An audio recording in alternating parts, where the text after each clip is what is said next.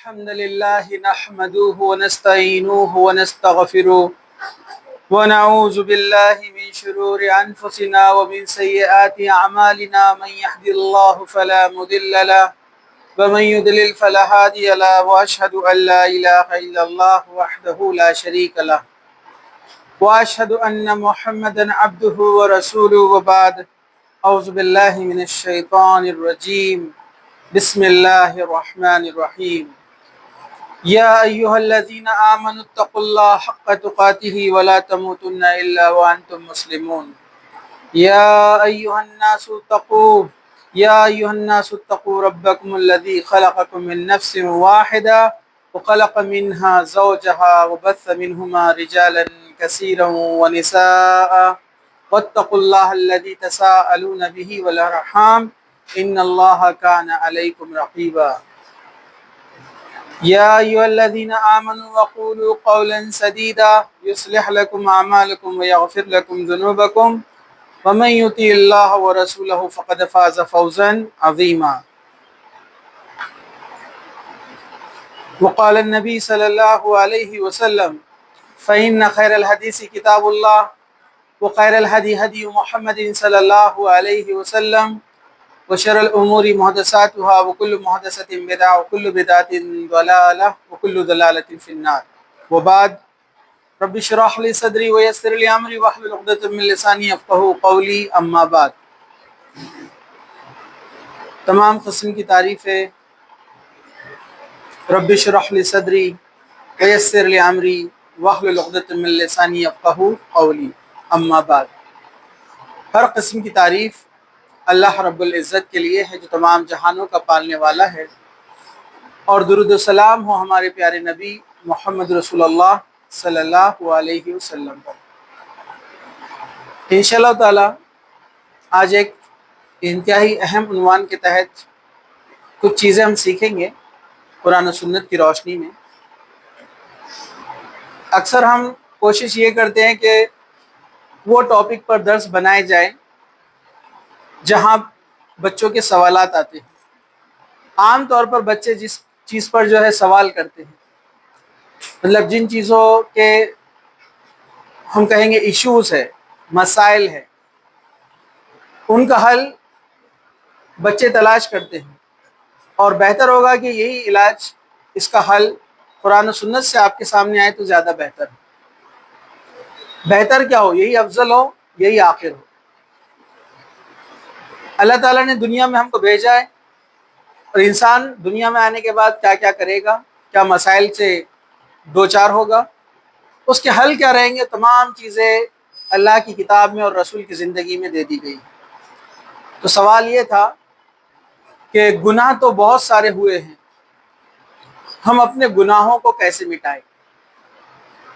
کچھ لوگ سوال کرتے ہیں کہ گناہ تو اتنے ہیں کہ جس کی کوئی لمٹ نہیں ہے، زندگی گناہوں میں گزری ہے، تو کچھ ایسے اعمال بتاؤ کہ ہمارے گناہ معاف کر دیے جائیں، یا کون کون سے ہم ذکر اذکار کریں، کون سی نماز پڑھے، کیا کون سا عمل کرے جس سے ہمارے پچھلے گناہ مٹا دیے جائیں۔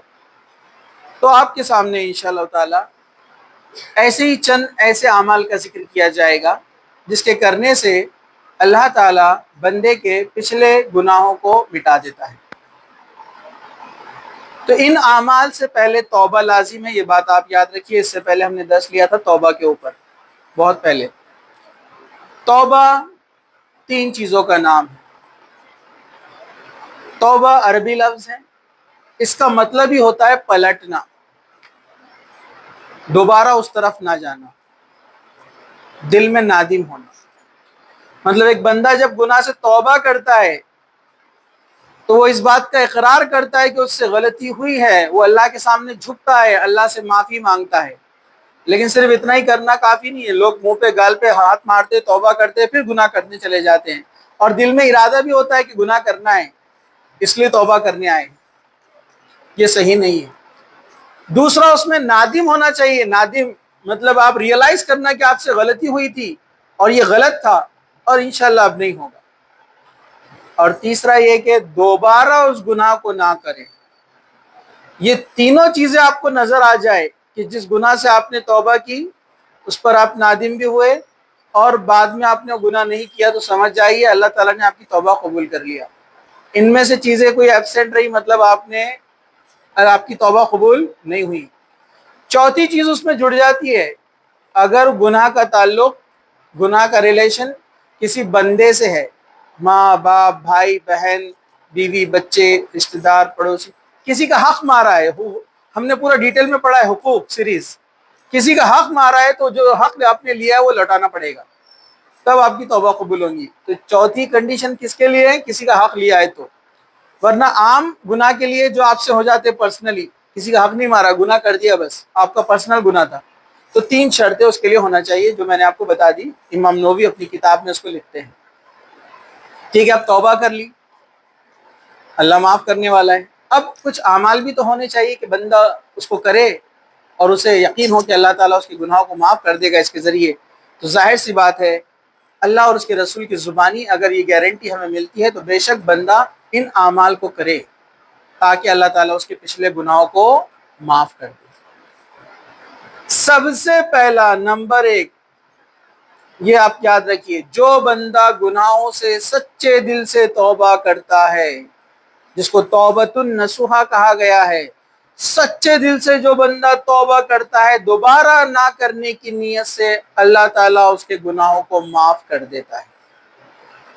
یہ آگے آئیں گی باتیں، میں مختصر سا بڑے بڑے باتوں کے بارے میں آپ کو بتا رہا ہوں۔ سچے دل سے کہیں بھی رہنے دو، دنیا کے کسی کونے میں آپ توبہ کرتے ہیں سچے دل سے، اللہ معاف کرے۔ جو شخص ایمان لاتا ہے، اسلام قبول کرتا ہے، غیر مسلم تھا مسلمان ہو گیا، شہادت دے دی، پچھلے سارے گناہ معاف کر دیے جاتے، ایسے ہو جاتا ہے جیسے وہ آج ہی دنیا میں پیدا ہوا ہے، کوئی ریکارڈ نہیں پرانا، بلکہ پرانے گناہوں کو اللہ تعالیٰ نیکیوں میں بھی بدل دیتا ہے۔ یہ اللہ تعالیٰ کی رحمت ہے۔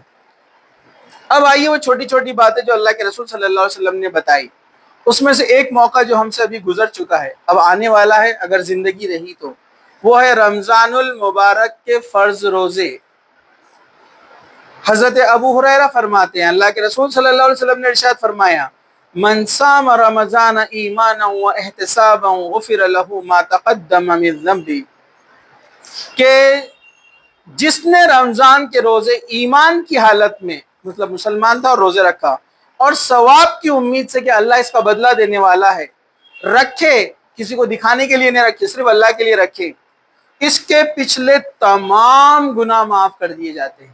لیکن وہ شرط باقی، ہاں، کسی کا حق مارا ہے تو دینا پڑے گا، نہیں تو زمینہ لوٹ رہے اور روزے رکھ رہے، یہ ایسے معاف نہیں ہونے والے۔ حق کا حساب الگ ہے، بندوں کا حق الگ، وہ معاف نہیں ہوتا، سال بھر روزے رکھیں گے تو بھی معاف نہیں ہوتے، لیکن چھوٹے موٹے گناہ سب سے ہو جاتے ہیں، میرے سے، آپ سے، سب سے ہوتے ہیں، یا کبھی بڑے گناہ بھی ہو جاتے ہیں، اللہ ان کو بھی معاف کرے گا جو بندہ رمضان کے روزے رکھے۔ اب رمضان تو گیا، چانس گیا، زندگی آگے ہے نہیں ہے پتہ نہیں ہے، اللہ سے دعا کرے کہ اللہ تعالیٰ ہمیں اگلے رمضان کا موقع دے اور اس میں احتساب کے ساتھ اچھے سے روزے رکھنے کی توفیق دے۔ یہ بہت اہم چیز ہے، دعا کرنا چاہیے کہ اللہ رمضان کا مہینہ نصیب کرے۔ چلیے، تو یہ تھا ایک۔ دوسرا، مسنون وضو کرنا اور تحت الوضو ادا کرنا۔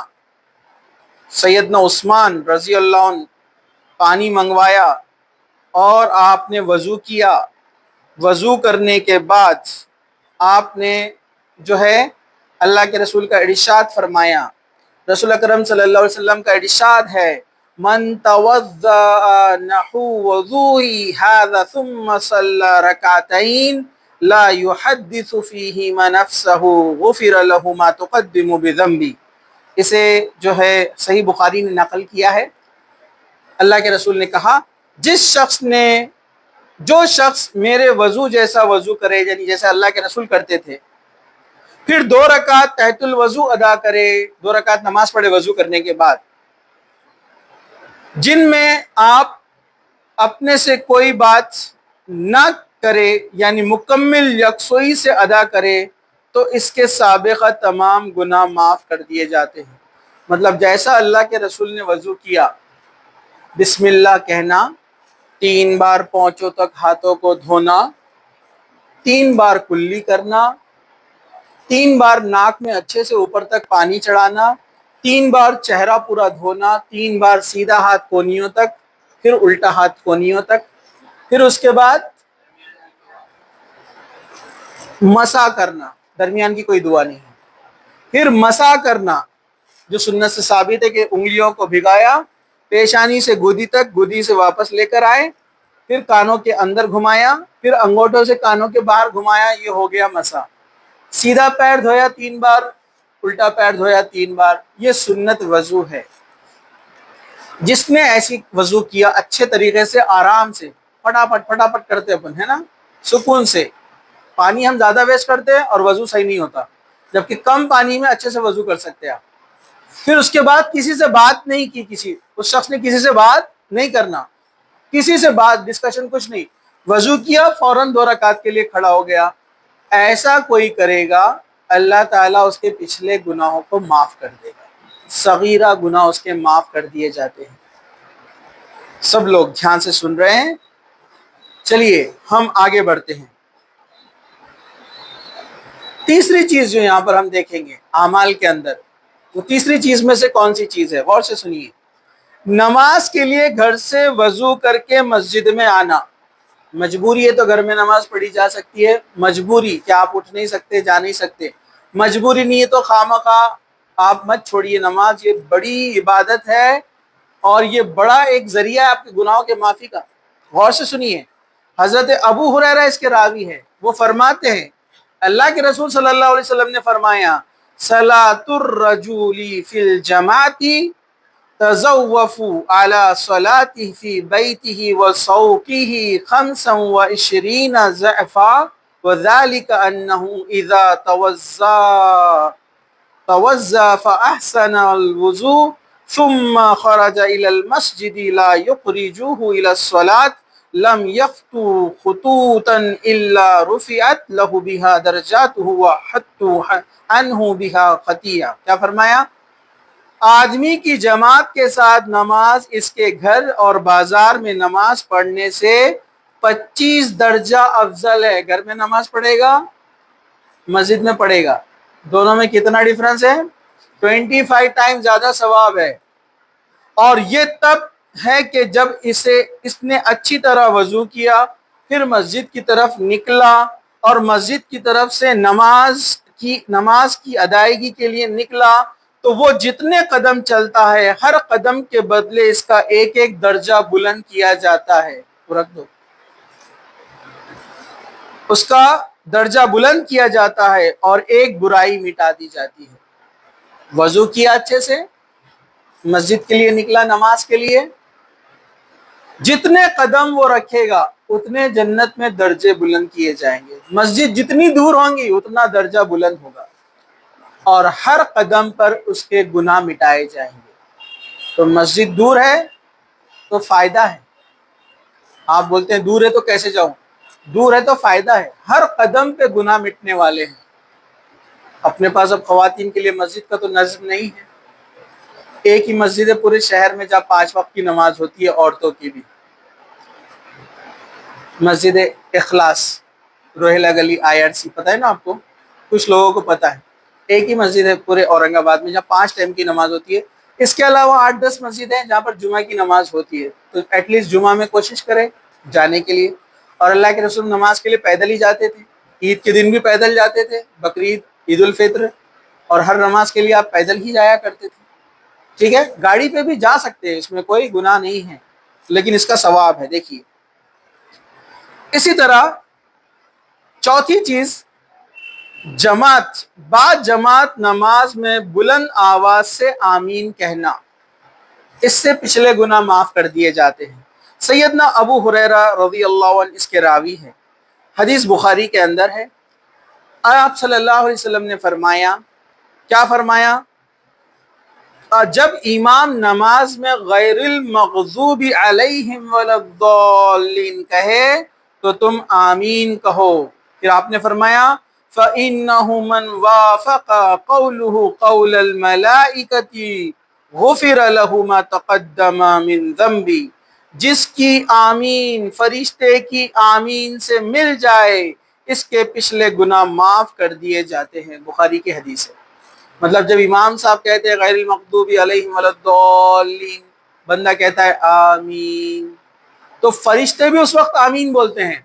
فرشتوں کی آمین بندے کی آمین سے مل جائے ایک ساتھ تو اس بندے کے پچھلے تمام گناہ معاف کر دیے جاتے ہیں۔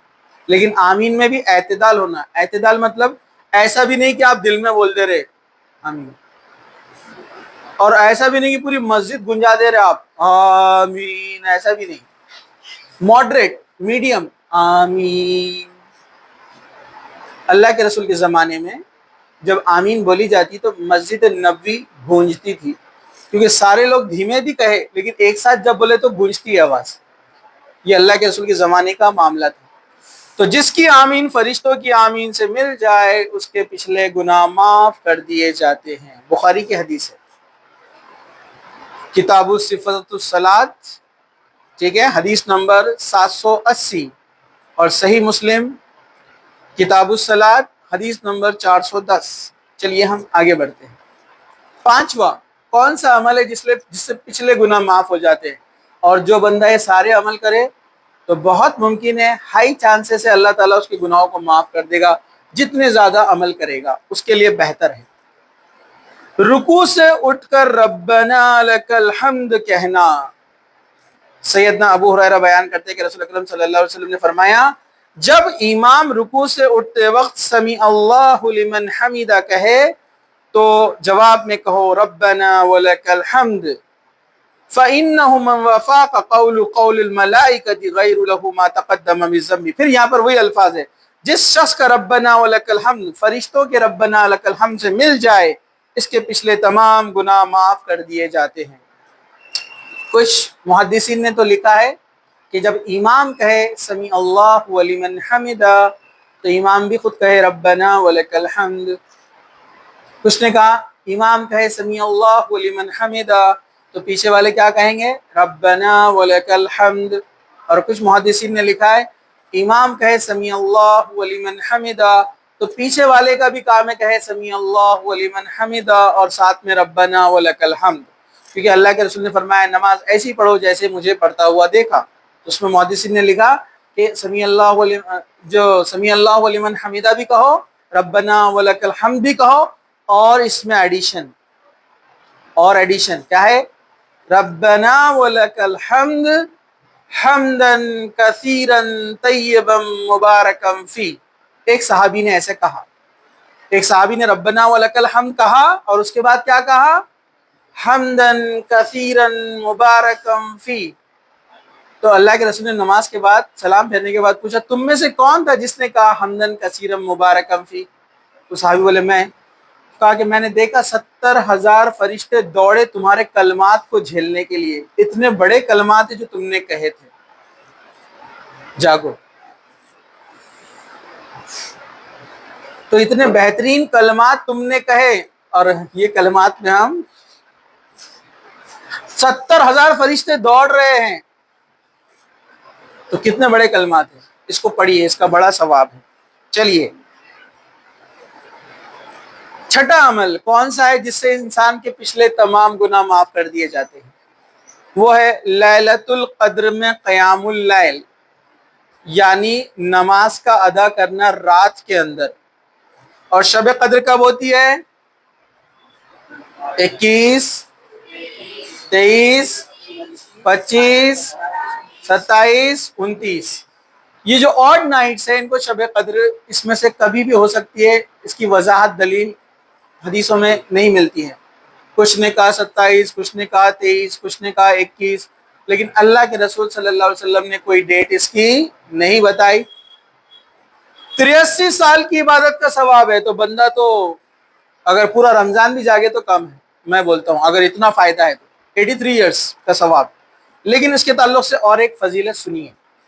حضرت ابو ہریرہ فرماتے ہیں نبی کریم صلی اللہ علیہ وسلم نے فرمایا من قام لیلۃ القدر ایمانا واحتسابا غفر له ما تقدم من ذنبہ۔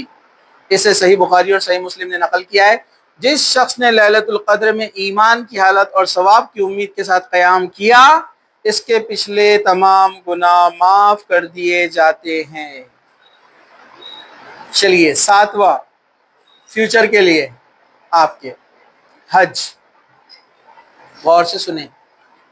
اگین حضرت ابو ہریرہ راوی ہے، فرماتے ہیں اللہ کے رسول صلی اللہ علیہ وسلم فرمایا من حج للہ فلم یرفث ولم یفسق رجمع کیوم ولدتہ امہ. یہ حدیث جو ہے صحیح بخاری کے اندر کتاب الحج کے اندر ہے. آپ نے فرمایا جس شخص نے اللہ کی رضا کے لیے حج کیا اور دوران حج کوئی فحش بات اور لغو بات نہ کہی، بےہودہ بات نہیں کہی، تو وہ اس دن کی طرح گناہوں سے پاک لوٹے گا جیسے اس کی ماں نے اسے آج ہی جنا ہو. حج لوٹے اور کوئی لغو بات نہ کہے تو وہ کیسے ہوگا؟ جیسے اس کی ماں نے اسے آج ہی جنا ہو. مطلب کوئی بچہ پیدا ہوتا ہے اس کے سر پر کوئی گناہ ہوتا ہے کیا؟ تو جو حج مقبول جس کا ہو جائے، حج قبول ہو جائے، اس کے لیے یہ اجر ہے. لیکن ہمارے پاس حج دکھاوے کے لیے ہو گیا ہے. ایک صاحب ملے، بولے میں حج کو جا رہا ہوں، بولے بڑے مایوس دکھے. پوچھا گیا کیا بات ہے؟ کہا میں حج کو جا رہا ہوں، کوئی دعوت ہی نہیں بولے اب تک. تو آپ دعوت کھانے کے لیے حج کو جاتے ہیں؟ ایک بار ایسی ہمارے دوست کہنے لگے، ان کی دکان پر ایک صاحب آئے مایوس بیٹھے ہوئے. پوچھا گیا کیا بات ہے؟ کہا کہ میں حج کو جا کر آ گیا، 2 مہینے ہو گئے. تو بولے ماشاءاللہ مبارک، بہت اچھی بات ہے، تو مایوسی کی کیا بات ہے؟ کسی نے میرے کو اب تک حاجی صاحب بولا اس نے بولے. تو آپ حاجی صاحب بولنے کے لیے حج کے لیے گئے تھے؟ کوئی بولے آپ کو حاجی صاحب تو بولنا مجھے حاجی صاحب مت بولو، مجھے بولو توحیدی، نمازی، روزی، حاجی، زکاتی. اسلام کے فرائض ہے نا، تو سب بولو میرے کو، کیونکہ میں نماز بھی پڑھتا تو نمازی صاحب بولنا پڑے گا نا، زکات دیتا تو زکاتی صاحب بولنا پڑے گا نا. حاجی کیوں اسپیشل؟ اچھا جس نے 2 حج کرا اس کے لیے اور ایک اسپیشل نام ہے الحاج. الحاج لگاتے. شادی کے کارڈ آتے اور انہوں نے 2 حج کرے ہوئے، الحاج کی جگہ حاجی لکھ دیا تو کریکشن کراتے ہو، الحاج لکھو میں 2 بار حج کرا میں نے. آپ نے کس کے لیے حج کرے؟ آپ نے حج اس لیے کرنا چاہیے تھا اللہ آپ کے پچھلے تمام گناہوں کو معاف کر دے. پرانے زمانے میں لوگ حج کو، عمرہ کو کب جاتے تھے کب آتے تھے پتہ نہیں چلتا تھا. تو اخلاص ختم ہو گیا، دکھاوا بڑھ گیا. لیکن جو اخلاص کے ساتھ حج کو جاتا ہے اس کا حج قبول ہوتا ہے، وہ ایسے ہو جاتا ہے جیسے آج ہی پیدا ہوا ہے، تمام گناہ اس کے معاف کر دیے جاتے ہیں. چلیے، کسی مومن کا عمر بھر دکھوں میں مبتلا رہنا، یہ بہت غور سے سنیے آپ. ایک مومن ہے جس کی زندگی دکھوں سے بھری ہوئی ہے، اس کے بارے میں اللہ کے رسول کیا فرماتے ہیں؟ مطلب پریشانی آ رہی ہے، دکھ آ رہے ہیں، تجارت میں کامیابی نہیں مل رہی ہے، نوکری چلی گئی ہے، گھر میں غربت ہے، کھانے کو پیسے نہیں ہیں، بیماریاں بھی آ جا رہی ہے، مطلب ایک کے پیچھے ایک پریشانیاں چل رہی ہے. تو یاد رکھیے یہ بندہ اللہ کا محبوب بندہ ہے. اگر وہ گناہ کی وجہ سے نہیں ہو رہا ہے تو کبھی کبھار عذاب کی شکل میں بھی آتی ہے چیزیں. تو کوئی شخص کو اگر پہچاننا ہے کہ جو پریشانی آئی یہ عذاب ہے یا ٹیسٹ ہے، تو اپنی پریویس لائف کو دیکھے کہ میں نے گناہ تو نہیں کی، میں نماز پڑھتا ہوں، پوری قرآن بھی پڑھتا ہوں، اللہ پہ یقین رکھتا ہوں، میں شرک نہیں کرتا ہوں، بدعت نہیں کرتا ہوں، پھر یہ پریشانی آ رہی ہے تو مطلب یہ اللہ کی طرف سے ٹیسٹ ہے اور اس نے خوش ہو جانا چاہیے. دنیا میں سب سے زیادہ پریشانی کون جھیلتے ہیں؟ انبیاء، اللہ کے سب سے محبوب بندے، نبی. لوگوں نے پتھروں سے مارا، پاگل کہا، دیوانہ کہا، مجنوں کہا، شہر سے نکال دیا، قتل کرنے کی کوشش کی. یہ سب سے اچھے لوگ دنیا کے، ان پہ سب سے زیادہ پریشانی آتی. تو آپ پہ اگر پریشانی آتی ہے تو پریشان نہیں ہونا ہے. آپ اللہ کے محبوب بندے، آپ وہ ٹیسٹ میں کامیاب ہو سکتے، اس لیے اللہ نے آپ کو وہ ٹیسٹ دیا. لا یکلف اللہ نفسا الا وسعها. جس میں جتنی طاقت نہ ہو تو اللہ تعالیٰ اسے آزماتا نہیں، جتنی طاقت ہے اتنا ہی آزماتا اللہ. اگر آپ کو آزما رہا ہے مطلب آپ اتنے پاورفل ہے، اتنی آپ میں طاقت ہے، اس لیے اللہ تعالیٰ وہ ٹیسٹ آپ سے لے رہا ہے. حدیث ہے، اللہ کے رسول صلی اللہ علیہ وسلم فرماتے ہیں، بخاری کی حدیث ہے، ترمذی کی حدیث ہے، کتاب الزہد کے اندر آپ نے فرمایا کوئی مومن مرد یا عورت اپنی ذات، اپنی اولاد، اپنے مال کی وجہ سے اگر آزمایا جائے یا پریشانی کا شکار ہو، حتیٰ کہ وہ اللہ تعالیٰ سے جا ملے، فوت ہو جائے، تو اس کا نام اعمال میں کوئی بھی گناہ نہیں رہے گا۔ ایک انسان بچوں سے، بیوی سے، مال سے، پیسے سے، تجارت سے، ہر جگہ گھاٹا نقصان ہوتے رہا اور وہ ایسے ہی چلتا رہا اور موت آ گئی، لوگ بولتے کیا بیڈ لک تھا بیچارے کا، بیچارے کو زندگی میں کبھی سکون ہی نہیں ملا، ہے نا؟ نہیں نہیں، غلط سوچ رہے آپ۔ اگر وہ ایمان پہ تھا، ایمان والا تھا اور اس کے ساتھ ایسا ہوا، قیامت کے دن جب نام اعمال اس کو دیا جائے گا اس میں ایک بھی گناہ نہیں رہے گا، ایک بھی گناہ نہیں رہے گا، کیونکہ اس کی تکلیفوں کی وجہ سے اللہ تعالیٰ نے اس کے تمام گناہوں کو مٹا دیا۔ اس لیے صحابہ ایسی زندگی گزارتے تھے، مال و دولت خوب آتا تھا، اللہ کی راہ میں پورا خرچ کر دیتے تھے، تو ایک بھی گناہ اس کی کتاب میں باقی نہیں رہے گا۔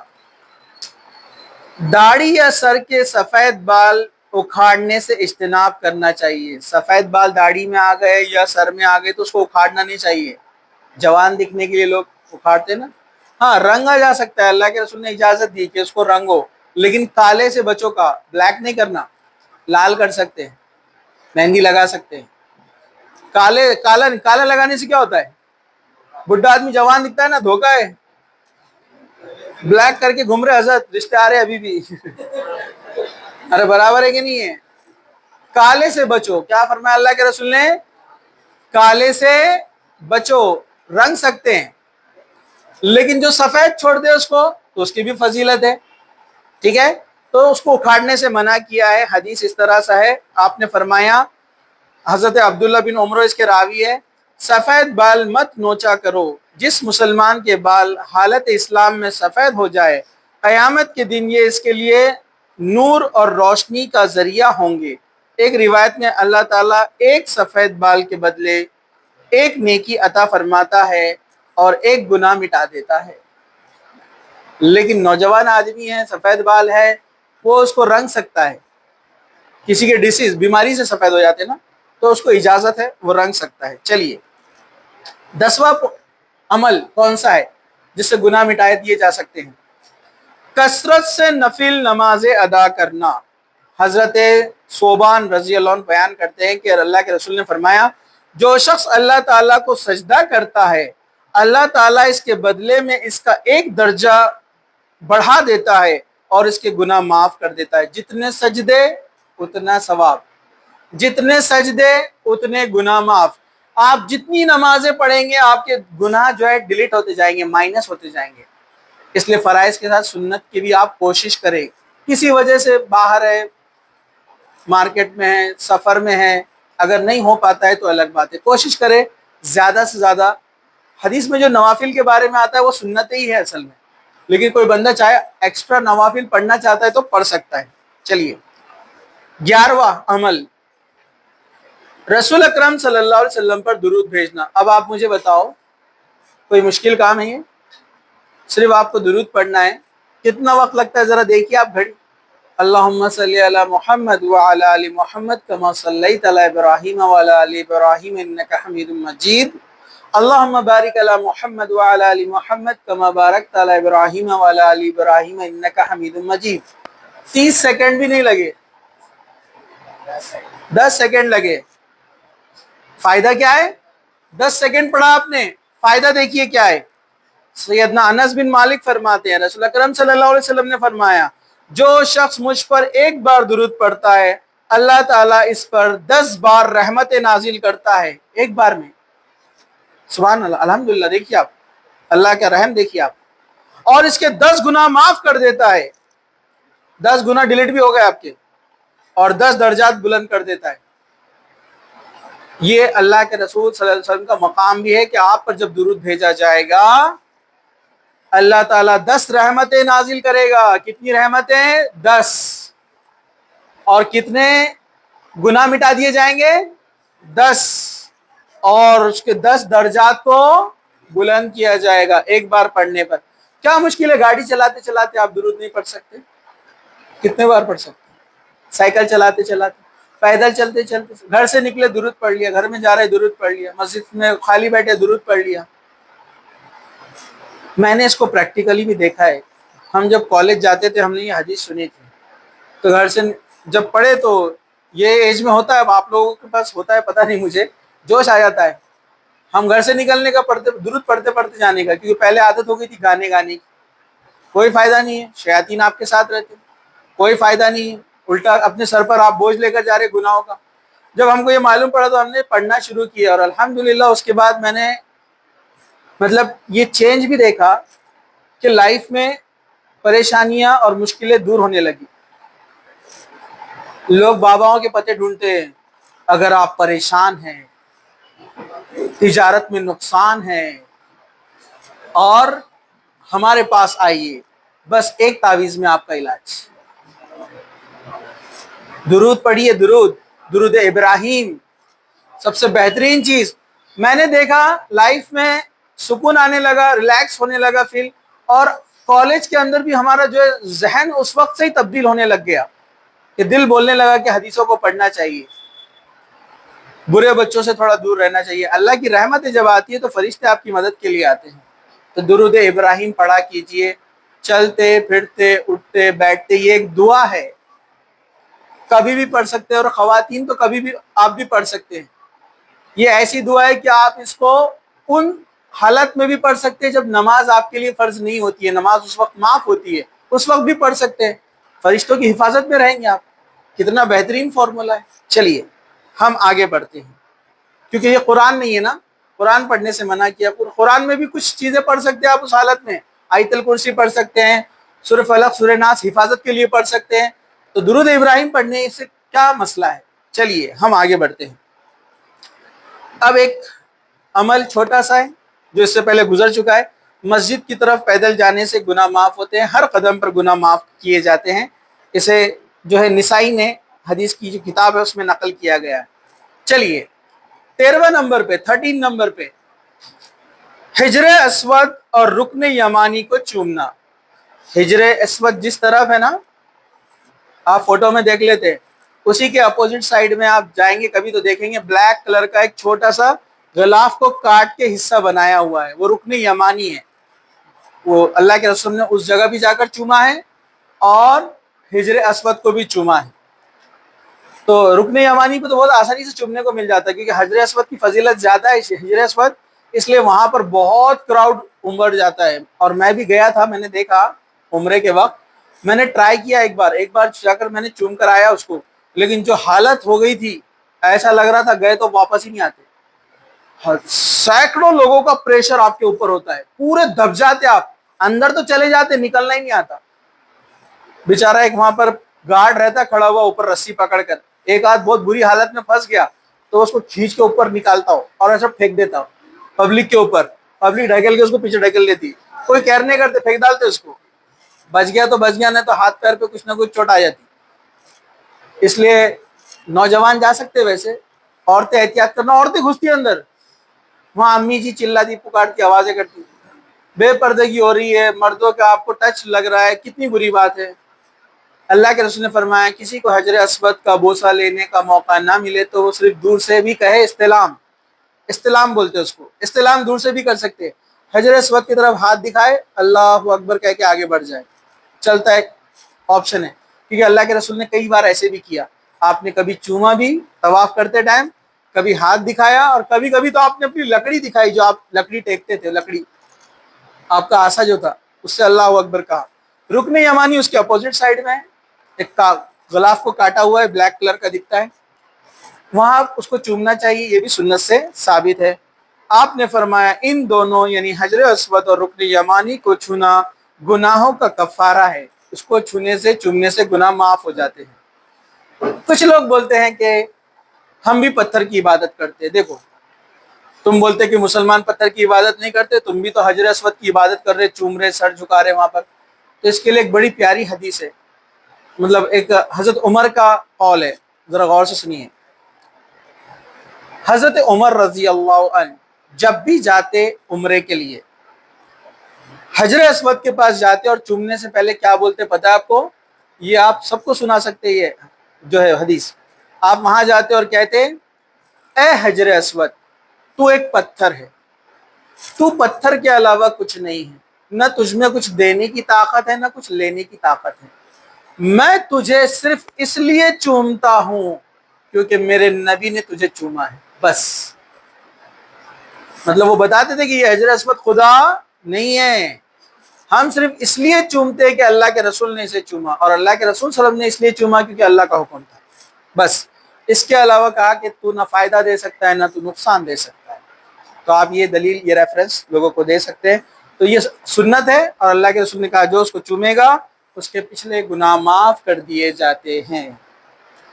14 نمبر پہ، 14 نمبر پر ہم دیکھیں گے بیت اللہ کا طواف کرنا، خانہ کعبہ کا طواف۔ طواف ایک ایسی عبادت ہے، طواف کہتے ہیں اس کے چکر لگانے کو، 7 چکر لگائے جاتے ہیں، اور یاد رکھیے طواف خانہ کعبہ کے علاوہ کہیں بھی کیا جائے تو حرام ہے۔ آپ بولیں گے خانہ کعبہ کے علاوہ کہاں چکر لگائے جاتے ہیں؟ آپ دیکھو درگاہ کے پاس چکر ہوتے ہیں، ہاں دوسری قوموں میں بھی دیکھو پیڑ کے پاس چکر ہوتے ہیں، دھاگا باندھا جاتا ہے، ہاں آگ کے بھی چکر ہوتے ہیں، 7 پھیرے، ہاں یہ تو سب کو معلوم ہے۔ اسی طرح کچھ باباؤں کے بھی چکر لگاتے ہیں، بابا بیچ میں بیٹھتے ہیں، مرید گھومتے ہیں گول گول آجو بازو۔ یہ سب طواف کی شکلیں ہیں، یہ سب حرام ہیں، جائز نہیں ہیں، شرک ہے۔ خانہ کعبہ کے علاوہ اللہ نے کسی کو حق نہیں دیا طواف کرنے کا، اس لیے جب بھی آپ حج اور عمرہ کے لیے جائیں تو زیادہ سے زیادہ طواف کریں، کیونکہ وہ عبادت صرف وہیں ہو سکتی ہے۔ قرآن، نماز وغیرہ دوسری جگہ ہو سکتے ہیں لیکن طواف کہیں بھی نہیں ہو سکتا ہے۔ لوگ طواف چھوڑ کر وہاں بیٹھے رہتے ہیں، طواف صرف وہاں کے لیے خاص ہے۔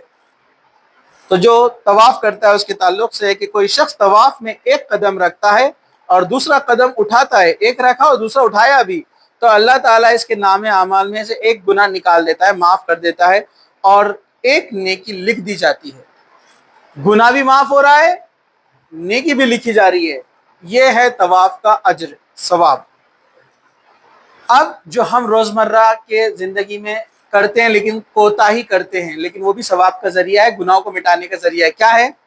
15 نمبر، جمعہ کے لیے غسل کرنا اور توجہ سے خطبہ سننا۔ عورتوں کا ہاف ہوتا ہے، ہاف معاملہ ختم، خطبہ جاتے نہیں جمعہ کی نماز۔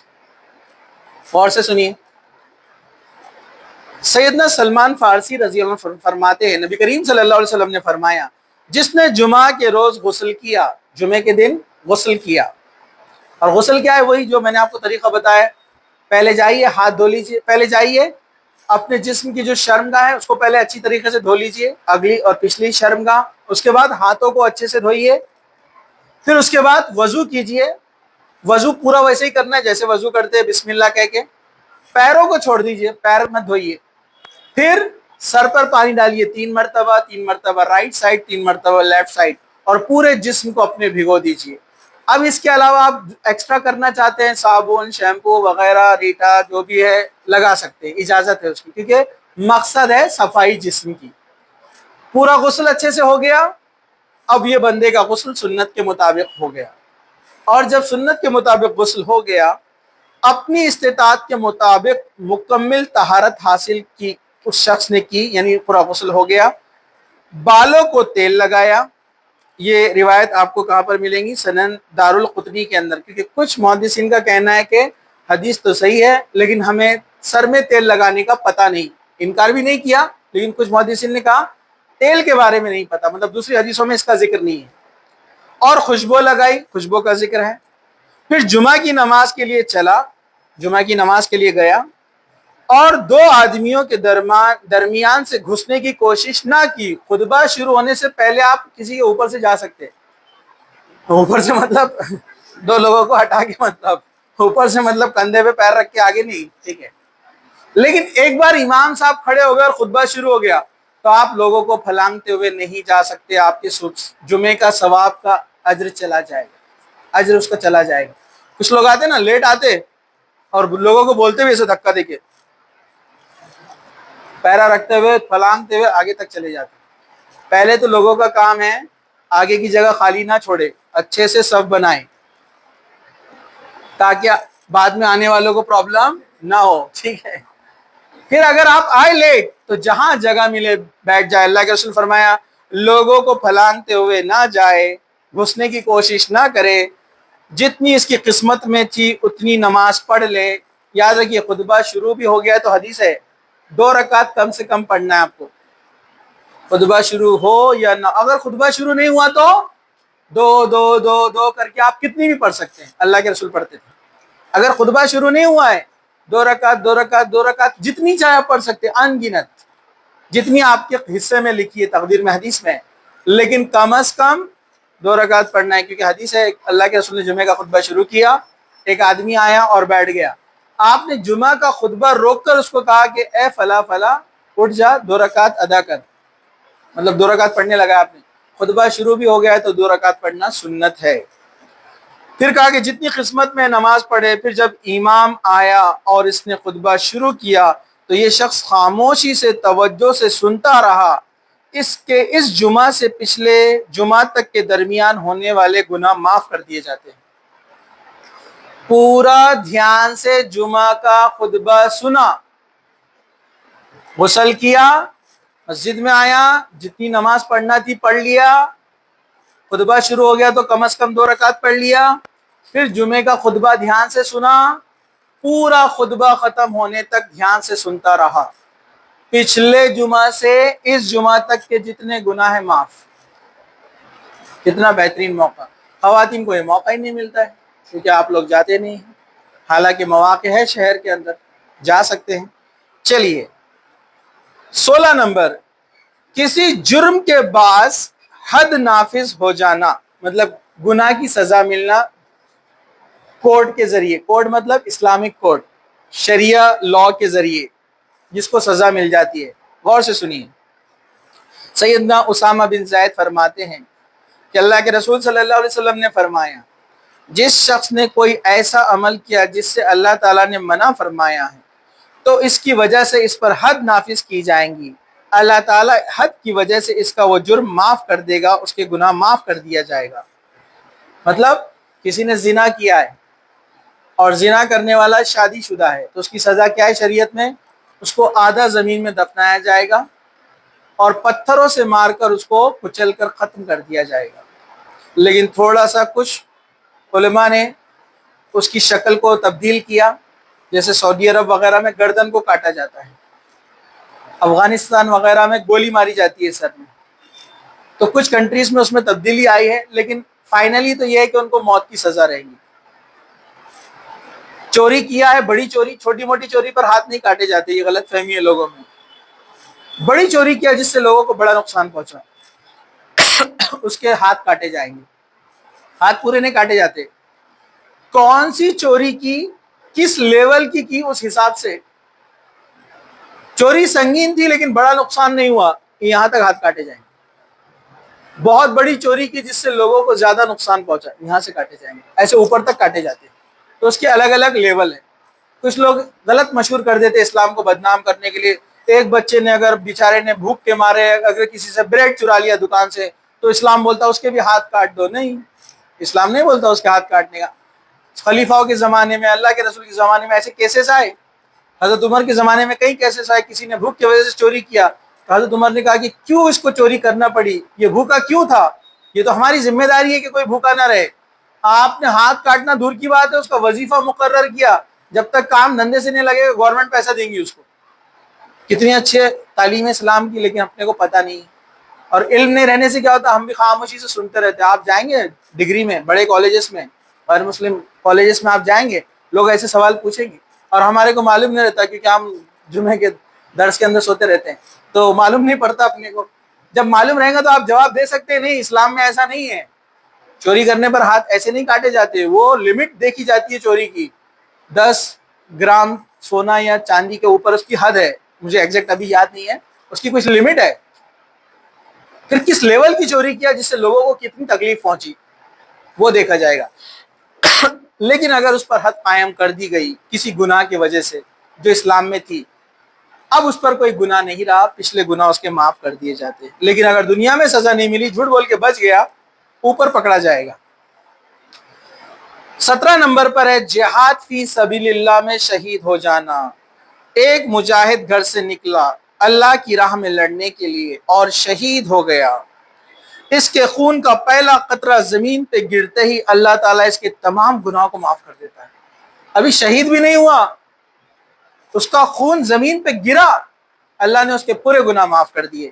یہ حدیث جو ہے المعجم الکبیر طبرانی کے اندر اس کو نقل کیا گیا ہے۔ لیکن پھر ایک یاد رکھیے، شہید بھی ہو، کسی کا قرض لیا ہے، حق لیا ہے، وہ حساب دینا پڑے گا، اس لیے حق بہت اہم ہے۔ ادھار لیا، لین دین بڑی اہم چیز ہے۔ اللہ تعالیٰ نے اس کو اتنا اہم بنایا ہے لوگوں کے حق۔ قرآن مجید میں سب سے بڑی آیت کون سی ہے؟ اس کا نام ہی ہے آیت دین۔ آیت دین سب سے بڑی ہے، اس میں پورا لکھا ہوا ہے، کسی کو قرض دو تو لکھ لو، گواہ رکھو، عورتیں کتنی گواہ، مرد کتنے گواہ، کوئی بھی لین دین کا معاملہ ہے تو کہا لکھ لیا کرو۔ اسلام قرآن نے کہا لکھو۔ کچھ لوگ بولتے ہیں میرے کو سب یاد رہتا، بعد میں غلط فہمیاں ہوتی، لڑائی جھگڑے، خون خراب ہوتا۔ سب سے بیٹر پرانے لوگ بولتے تھے نا، ایک لکھا 100 بکا، 100 بار بکنے سے اچھا ایک بار لکھ لو۔ لکھنا بہت ہے، پروف رہتا ہے۔ چلیے، تو جو اللہ کی راہ میں شہید ہوا اس کے تمام گناہ معاف کر دیے جاتے ہیں۔ 18 نمبر، سورج چڑھنے کے بعد 2 رکعت نماز پڑھنا۔ کون سی نماز؟ نماز پڑھتے نا فجر کے بعد، کبھی کبھار پڑھتے، ہم ریگولر نہیں ہوتا، ریگولر کرے تو بہت اچھی بات رہے گی۔ ہاں، جس نے سورج کے بلند ہونے کے وقت مکمل اور بہترین وضو کر کے 2 رکعت نماز ادا کی، اس کے گناہ اس طرح ختم ہو جاتے ہیں جیسے اس کی ماں نے اسے آج ہی جنا ہو۔ اس کا بھی بڑا اجر ہے، بہت کم لوگ کر پاتے ہیں یہ عمل، بڑا فائدہ ہے۔ لیکن فجر کی نماز پڑھی آپ نے، فرض اور سنت، اس کے بعد آپ بیٹھے رہے اپنی جگہ پر، تلاوت کی یا کچھ کام کیے دیگر جو بھی رہا، بہتر تو یہ ہے کہ ایک جگہ بیٹھے رہے۔ سورج طلوع ہو گیا، نکل گیا، اس کے بعد آپ پڑھیں گے 2 رکعت۔ اللہ کے رسول 4 رکعت بھی پڑھتے تھے، 2 رکعت 2 رکعت ایسے کر کے، تو اس کے گناہ ایسے معاف ہو جاتے جیسے وہ آج ہی پیدا ہوا ہے۔ 19 نمبر، اتنا آسان، اتنا آسان، ہم اس میں بھی کنجوسی کرتے ہیں۔ اتنا آسان عمل ہے، آپ دیکھیں تو آپ چونک جائیں گے، کتنا آسان عمل ہے، ذرا غور سے سنیے۔ سیدنا حذیفہ بن یمان فرماتے ہیں، نبی کریم صلی اللہ علیہ وسلم نے فرمایا، مومن جب کسی مومن سے صرف اللہ کو خوش کرنے کے لیے ملتا ہے، مصافحہ کرتا ہے، اسے سلام کہتا ہے، ہاتھ میں ہاتھ لیتا ہے، مصافحہ کرتا ہے، تو ان دونوں کے، یعنی دونوں مصافحہ کرنے والوں کے گناہ اس طرح جھڑ جاتے ہیں جس طرح درخت کے سوکھے ہوئے پتے جھڑتے ہیں۔ اسے المعجم الطبرانی نے نقل کیا ہے۔ سلام کیے دوست کو یا بھائی کو، جس کو بھی ہے، ہاتھ ملایا، مسکرا کے ملے، آپ کے گناہ جھاڑ دیے گئے۔ کہاں ملتے ہیں ہم مسکرا کر؟ سلام ہی نہیں کرتے پہلے تو، بہت کم لوگ ہیں جو دوست کو سلام کرتے۔ آتے کیسے ملتے؟ اور کیا چل رہا، کوئی بولتا بس مزے میں، شروعات سلام سے ہونا چاہیے تھا نا۔ اور ہاتھ ملانے کے نئے نئے طریقے میں لگا لیے، تالی مار رہے، شولڈر مار رہے، ایسا کر رہے، اوپر نیچے، ایک سے ایک کرتب کر رہے۔ وہاں پر اللہ کے رسول جاتے کسی سے ہاتھ ملاتے تو پورا ہاتھ مکمل اچھے سے پکڑتے تھے، اور اس کو کافی دیر تک پکڑتے، جس کو آج دنیا کے بڑے بڑے پریسیڈنٹ فالو کرتے ہیں۔ آپ نے دیکھا 2 پریسیڈنٹ پرائم منسٹر ملتے ہیں تو کتنی دیر تک ہاتھ شیک کرتے رہتے ہیں؟ برابر ہے کہ نہیں ہے؟ اپنے منسٹر بھی گئے تھے، ایک اپنا نام نہیں لیتا میں، ان کو طور طریقے معلوم نہیں ہے، وہ بیچارے پیچھے سے چھڑا رہے تھے، اس نے بیچارہ ہلا رہا کنٹینیو، تو پورے ہل رہے ہو، تو اب کیا کہیں گے، وہ معلومات ہی نہیں ہے ڈیکورم کیسے ملنا ہے، کیا کرنا ہے، بن گئے بس۔ ٹھیک ہے، چلیے، آپ دیکھو بڑے بڑے لیڈرز ملتے ہیں، کتنی دیر تک ہاتھ شیک کرتے، یہ سنت ہے۔ اللہ کے رسول کسی سے ملتے، کسی بھی صحابی سے ہاتھ ملاتے، بہت دیر تک ہاتھ کو شیک کرتے، اور مصافحہ ایک ہی ہاتھ سے ہوتا ہے، سنت یہی ہے، یہ بات یاد رکھیے آپ، ٹھیک ہے۔ چلیے، لوگ 2 ہاتھ سے مصافحہ کرتے ہیں، یہ سنت نہیں ہے۔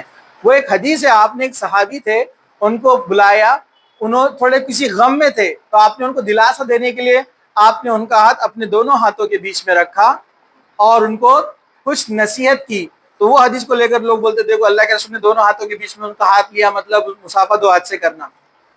وہ خاص ان کو تسلی دینے کے لیے، سمجھانے کے لیے آپ نے ایسا کیا تھا، ورنہ آپ ایک ہاتھ سے ہی مسافہ کرتے تھے، صحابہ بھی ایک ہاتھ سے مسافہ کرتے تھے. خیر وہ بحث نہیں ہے، ملو تو صحیح، بعد میں دیکھیں گے ایک ہاتھ دو ہاتھ.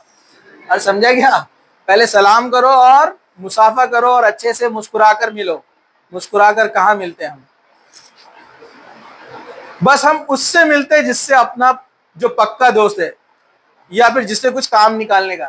اور بھائی صاحب کیسے بہت دن سے ملنے کا سوچ رہا تھا میں آپ سے، آپ کی یاد آتی میرے کو، میں ذکر کرتے رہتا آپ لوگ ہمیشہ. کیوں؟ کیونکہ بعد میں اس سے کام نکال، تھوڑا سا کام تھا سائڈ میں.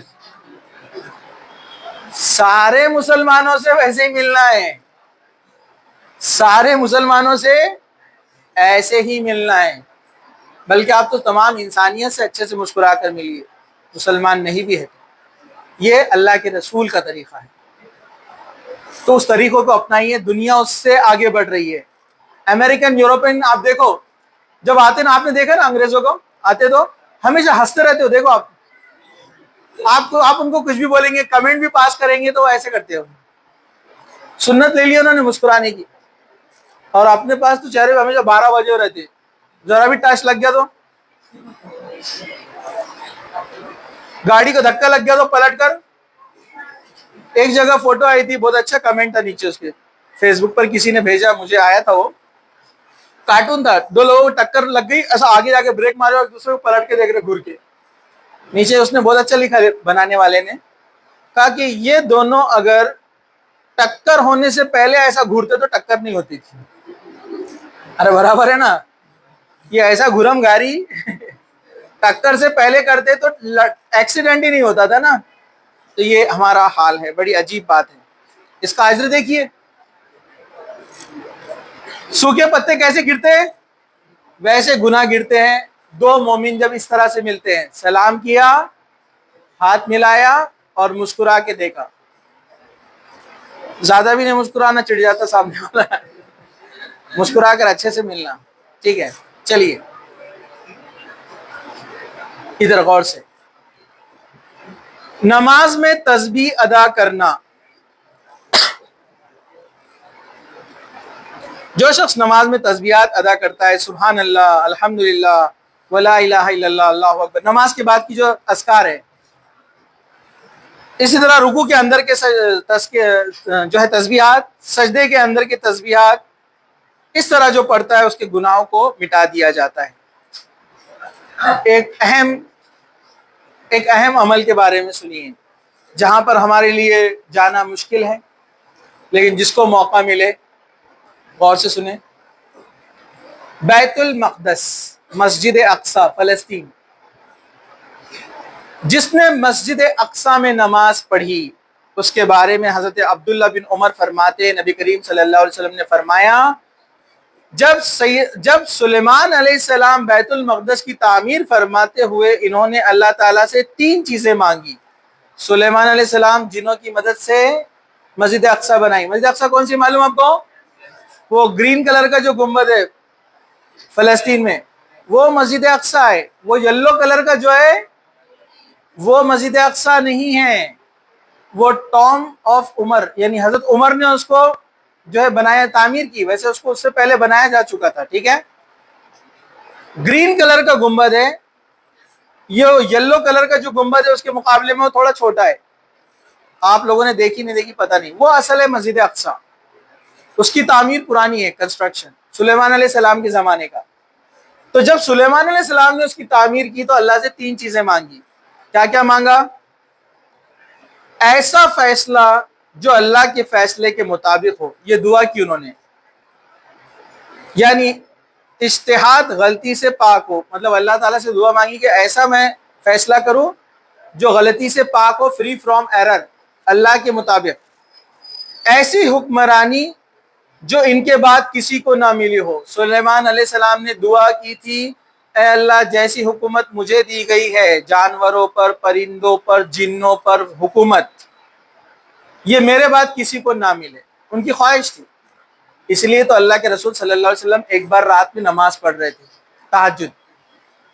ایک جن آ کر آپ کو ستانے لگا، نماز میں ڈسٹرب کرنے لگا. جب بہت زیادہ عبادت میں نبیوں کا لیول کیا رہتا ہے، تو جن کو اپنے جیسا وسوسے ڈالنا نہیں پڑتا ہے، وہاں پر آنا پڑا اس کو خود جن کو، کیونکہ اللہ کے رسول وسوسوں سے بہکنے والے نہیں تھے، وہ ڈسٹرب کرنے لگا۔ اللہ کے رسول نے نماز پڑھی، سلام پھیرا اور جن کو پکڑ لیا۔ یہ آپ کا معجزہ تھا، ہم نہیں پکڑ سکتے، اٹھا کے دیں گا وہ۔ اللہ کے رسول نے اس کو پکڑا اور مسجد کے کھمبے سے باندھ دیا، لیکن آپ نے فجر سے پہلے اس کو چھوڑ دیا۔ آپ نے صحابہ سے کہا رات میں نے ایک جن کو پکڑا، لیکن فجر سے پہلے میں نے چھوڑ دیا، میرا ارادہ ہوا کہ مدینہ کے شریر بچے اس کے پیچھے لگا دوں جو مجھے ڈسٹرب کر رہا تھا، لیکن مجھے اپنے بھائی سلیمان کی دعا یاد آ گئی کہ سلیمان علیہ السلام نے دعا کی تھی کہ اے اللہ میرے بعد ان پر حکومت کسی کو نہیں دینا، غلبہ نہیں دینا، اس لیے میں نے اسے چھوڑ دیا۔ اس سے علماء دلیل بناتے ہیں جنوں کو قبضے میں کرنا جو لوگ عملیات سے کرتے ہیں جائز نہیں ہے۔ اللہ کے رسول نے بھی اس کو رکھا نہیں، چھوڑ دیا فوراً۔ جو عملیات سے غلط عملیات کر کے جنوں کو اپنے قبضے میں لیتے ہیں جائز نہیں ہے، اور ایسے لوگوں سے علاج کروانا بھی جائز نہیں ہے، حرام ہے۔ چلیے، تو تیسری آپ نے دعا کی تھی کہ جو انسان بیت المقدس میں نماز ادا کرنے کی نیت سے آئے اسے گناہوں سے اس طرح پاک کر دیا جائے جس طرح اس دن پاک تھا جب اس کی ماں نے اسے جنم دیا تھا۔ بیت المقدس میں نماز کا فائدہ، یہ حدیث ابن ماجہ کے اندر ہے کہ جو شخص مسجد اقصی میں نماز پڑھے گا 2 رکعت، اس کے پچھلے تمام گناہ معاف کر دیے جائیں گے۔ یہ بڑا اہم ہے، اس لیے تو آپ دیکھیں گے وہاں پر اس کے لیے مسلمان جان دینے کے لیے تیار ہوتے ہیں۔ اور اسی طرح ایک اور حدیث آپ کو بتا دوں، جو خانہ کعبہ میں حرم میں مکہ میں نماز پڑھے 1 رکعت، اس کو 1,00,000 رکعت کا ثواب ملتا ہے۔ دنیا میں 1,00,000 رکعت پڑھنے کے برابر ثواب۔ جو شخص مسجد نبوی میں نماز پڑھتا ہے، مسجد نبوی مدینہ میں، تو اس کو 1 رکعت کے بدلے 1,000 رکعت کا ثواب ملتا ہے۔ 1,00,000 1,000۔ اور جو بیت المقدس میں 1 رکعت پڑھتا ہے اس کو 500 نمازوں کے برابر ثواب ملتا ہے۔ یہ حدیث مکہ میں 1,00,000، مدینہ میں 1,000، مسجد اقصی میں 500، اتنی نمازوں کا ثواب ملتا ہے۔ لوگ جاتے حج کے لیے اور مدینہ بھاگ جاتے جلدی سے، جبکہ زیادہ دیر مکہ میں رہنا چاہیے، اجر وہاں پر زیادہ ہے۔ چلیے، تو یہ بیت المقدس کی فضیلت۔ 9 عرفے کا روزہ رکھنا، جس کے تعلق سے میں نے پہلے آپ کو بتا دیا، 9 عرفے کا روزہ، 9 ذو الحجہ کا یعنی عرفات کا دن ہی ہوتا ہے نا، ہاں، جب حاجی عرفات میں ہوتے ہیں، تو اس کے تعلق سے سیدنا ابو قتادہ فرماتے ہیں نبی کریم صلی اللہ علیہ وسلم نے فرمایا جو 9 ذی الحجہ کا روزہ رکھے اس کے 1 سال کے گزشتہ اور 1 سال کے آئندہ گناہ معاف کر دیے جاتے ہیں۔ صحیح مسلم نے اسے نقل کیا ہے۔ پچھلے 1 سال کے گناہ اور آنے والے 1 سال کے گناہ معاف ایڈوانس میں، لیکن صغیرہ گناہ کبیرہ گناہ نہیں، اس کے لیے معافی مانگنا ضروری ہے۔ 10 محرم کا روزہ، 9 ذی الحجہ کا تو میں نے آپ کو بتایا، 10 محرم کا روزہ آپ نے فرمایا جو شخص 10 محرم کا روزہ رکھے اس کے 1 سال کے پچھلے گناہ معاف کر دیے جاتے ہیں۔ صحیح مسلم نے اسے نقل کیا ہے۔ 10 محرم کا روزہ، لیکن یہودی بھی رکھتے تھے، پچھلی بار میں نے آپ کو بتایا، تو اللہ کے رسول نے فرمایا میں اگر زندہ رہا تو 10 اور 11 2 دن ہم روزہ رکھیں گے، اس لیے سنت ہے 10 اور 11 کو روزہ رکھا جائے، پچھلے 1 سال کے گناہ معاف کر دیے جاتے ہیں۔ اس طرح ہجرت کرنے والے کے تمام گناہ معاف کر دیے جاتے ہیں۔ کسی شہر میں کسی مسلمان کو اسلام کی وجہ سے تکلیف دی جائے اور وہ شہر چھوڑ کے دوسرے شہر میں چلا جائے، اس کے تمام گناہ معاف ہو جاتے ہیں۔ اسے مسلم نے روایت کیا ہے، صحیح مسلم کے اندر حدیث ہے۔ مرض، دکھ اور اللہ کی حمد بیان کرنا، جو شخص مریض ہو، مصیبت میں ہو، دکھ میں ہو اور اللہ کو یاد کرتا ہو، اس کے تمام گناہ معاف کر دیے جاتے۔ اسے صحیح ترغیب و تحریب البانی نے جو ہے نقل کیا ہے، حدیث نمبر 3423 حدیث نمبر، کہ جو شخص غم میں مبتلا ہے، دکھوں سے گھرا ہوا ہے اور ایسی حالت میں بھی اللہ کی حمد کرتا ہے، تعریف کرتا ہے، اللہ کو یاد کرتا ہے، اس کے تمام گناہ معاف کر دیے جاتے ہیں۔ 27 نمبر پر ہے رات کے پچھلے پہر رات کے پچھلے پہر یعنی تہجد کے وقت جو شخص اٹھے آخری حصے میں رات کے، تو اللہ تعالیٰ آسمان کے سب سے نیچے یعنی پہلے آسمان پر پہنچ جاتے ہیں اور بولتے ہیں کیا کوئی ہے دعا مانگنے والا، اس کی دعا قبول کروں، کوئی ہے جو مجھ سے سوال کرے تو اس کے سوال کو میں عطا کروں، جو مجھ سے معافی مانگے میں اسے معاف کر دوں۔ گولڈن چانس، تہجد کا وقت۔ ٹھیک ہے، 28 نمبر پر ہے اللہ کا ذکر، تسبیح اور حمد کی مجلس قائم کرنا، یعنی کچھ لوگ ایک جگہ بیٹھتے ہیں، ہم گپا مارتے ہیں نا دوسرے باتوں کا، کل کہاں جا رہا، کل کیا کر رہا، تو کیا کر رہا۔ جب آپ وہاں بیٹھے اگر تھوڑا سا اللہ کا ذکر کر دے تو اس کا اجر کیا ہے؟ اس کا اجر یہ ہے کہ فرشتے وہاں سے گزرتے ہیں اور دیکھتے ہیں کہ ایک مومنوں کا گروہ اللہ کی تعریف کر رہا ہے، اللہ کی تعریف کر رہا ہے، دین کی بات کر رہا ہے، قرآن کی بات کر رہا ہے، حدیث کی بات کر رہا ہے۔ تو فرشتے اللہ تعالیٰ سے کہتے ہیں ہم جب گئے تو ہم نے کچھ لوگوں کو تیرا ذکر کرتا ہوا پایا۔ تو اللہ تعالیٰ کیا کہتا ہے پتہ ہے فرشتوں سے؟ فرشتوں تم گواہ رہنا، وہاں جو لوگ تھے میں نے سب کو بخش دیا۔ اس لیے جب بھی آپ بیٹھے اللہ کو یاد کیجئے، گروپ میں دوسرے کام سے بھی بیٹھے، میٹنگ کچھ اور چل رہی ہے، اللہ کا ذکر کیجئے، اس کی تعریف کیجئے، ایک دوسرے کو حدیث سنائیے۔ فرشتہ کہتا ہے اے اللہ وہاں جو تیرا ذکر کرتے ہوئے بیٹھے تھے بندے، اس میں سے ایک ایسا بھی تھا جو وہ ذکر کرنے نہیں آیا تھا، وہ کسی کام سے آیا تھا، لوگوں کو بیٹھا ہوا دیکھا تو بیٹھ گیا۔ تو اللہ تعالیٰ فرماتا ہے فرشتوں سے میں نے اسے بھی معاف کر دیا۔ دیکھیے اللہ کے ذکر کی فضیلت، وہ دوسرے کام سے آیا تھا، جیسے اب کچھ لوگ ہیں بیٹھے یہاں پر، کیوں بیٹھے ہم پتہ ہے ہم کو، لیکن ان کا فائدہ ہے، اس میں نیت نہیں تھی ذکر میں بیٹھنے کی، نیت نہیں تھی، لیکن پھر بھی دیکھیے ذکر کی محفل کا فائدہ، اللہ کے دین کی بات جہاں پر ہوتی ہے اللہ تعالیٰ فرشتوں سے کہتا ہے گواہ رہو وہاں جتنے لوگ بیٹھے تھے میں نے سب کو معاف کر دیا۔ تو یاد رکھیے جب بھی آپ کہیں بیٹھیں گے، خواتین بھی بیٹھتی ہیں بھینڈی وغیرہ کاٹتے ہوئے، سبزی کاٹتے ہوئے، ہے نا، تو تمام محلے کی برائیاں ہوتی ہے، وہاں فرشتے نہیں آتے۔ بیٹھے تو کچھ اللہ کا ذکر کر لیجئے۔ ٹھیک ہے، تو یہ چند اعمال تھے جن کے کرنے سے اللہ تعالیٰ گناہوں کو معاف کر دیتا ہے۔ اللہ تعالیٰ سے دعا ہے کہ اللہ سبحانہ و تعالیٰ ہمارے پچھلے اگلے تمام گناہوں کو معاف کر دے، جو بھی بڑے چھوٹے کبیرہ گناہ صغیرہ گناہ ہم سے ہوئے اللہ تمام کو معاف کر دے، جن کا حق ہم سے غلطی سے مارا گیا ان کے حق کے ادا کرنے والا ہمیں بنائے۔ اللہ تعالیٰ ہم سب کو جب تک زندہ رکھے اسلام پر زندہ رکھے، خاتمہ ایمان پر ہو۔ وآخر دعوانا الحمد للہ رب العالمین، سبحان ربک رب العزت عما یصفون وسلام علی المرسلین والحمد للہ رب العالمین۔